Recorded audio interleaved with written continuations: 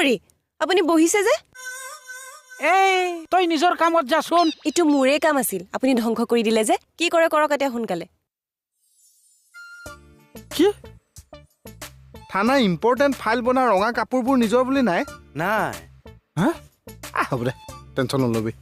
কি হ'ল অৰি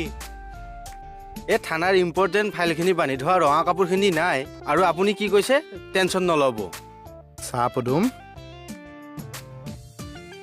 পৃথিৱীখনৰ পৰা বহুত বস্তু নাইকিয়া হৈ গৈছে কিন্তু পৃথিৱীখনটো চলি আছে এনেকৈ পৃথিৱীখন চলি থাকিব